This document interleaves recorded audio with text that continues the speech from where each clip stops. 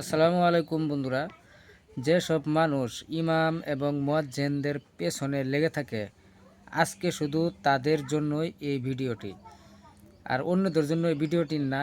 আপনারা এই ভিডিও থেকে বেরিয়ে যেতে পারেন। হ্যাঁ, অবশ্যই আপনারা এই ভিডিওটি শেয়ার করে দিতে পারেন। তো চলুন শোনা যাক আজকের কথাগুলো।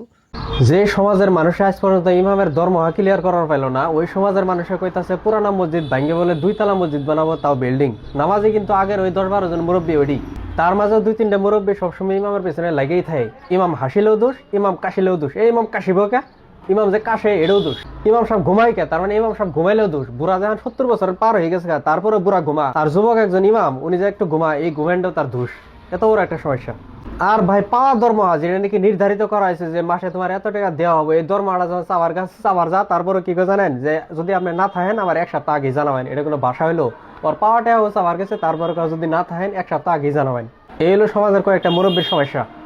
ইমাম সাহেব সপ্তাহে একদিন বাড়িতে যাও, ওনার বউ আছে একটু, সপ্তাহে একদিন বাড়িতে যাবো, এটাও একবারের দোষ, বুঝছেন? একবারে এটাও সমস্যা করে বইছে যে ইমাম সাহেব বাড়িতে যাবো কে? তার মানে বুড়া 60 বছর প্লাস, উনি এখনো মানে বাড়িতে বুঝেন নাই, কিন্তু ইমাম সাহেব একদিন যাবো সপ্তাহে, এটা ওর জন্য সমস্যা। ইমাম সাহেব কখন কি করে, কি পরিমাণ কখন ঘুমায়, কি সমাচার, এগুলো সব খবর পাওয়া যায় এই ধরনের কয়েকটা বুড়া মানুষের কাছে। সবসময় খোঁজা, সবসময় আগর খবরটা রাখে। আরেক মহল্লার মুরব্বী তো ওনারা মানে বছরে 12,000 দিয়ে ইমাম রাখছে, কথা বলছেন? বছরে 12,000 মানে মাসে 1,000। তো কেরা এত বড় কোরবানিটা করলো ভাই?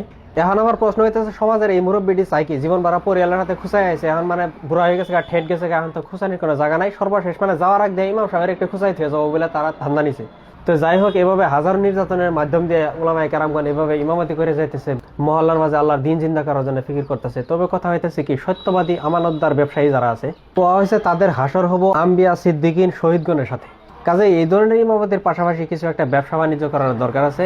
প্রত্যেকের সমাজে যারা নিয়মিত কেঁচা খাইতেছেন তারা একটু ব্যবসার প্রতিও গুরুত্ব দেন ইনশাআল্লাহ।